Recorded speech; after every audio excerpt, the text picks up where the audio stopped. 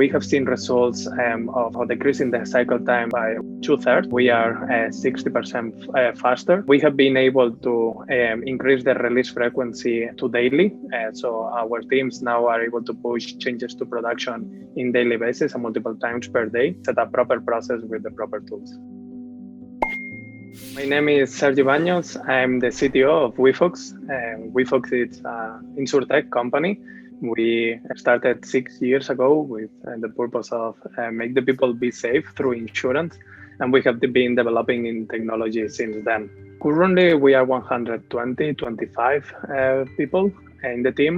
We look to grow, and this is why basically we took 2020 as a year to really set up a proper structure, proper processes on technology, and build what we call delivery platform.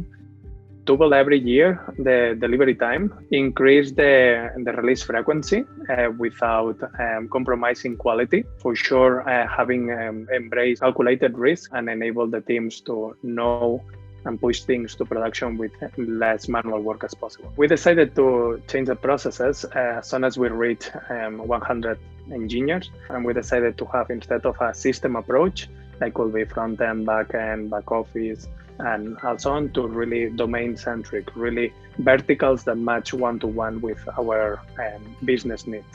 This enable us to define the need of the business and a team that could drive innovation forward. At that point, we had to coordinate multiple teams working together. Here is where we introduced things like API first and domain boundaries. Every single domain had to define their own API, their own events, their own topics, and publish it to the other teams. And so we were basically making a developer experience for our own teams. And this basically made that you define these boundaries and you can continue being independent inside. You can work, you can be fast, you can embrace calculated risk, as I was saying.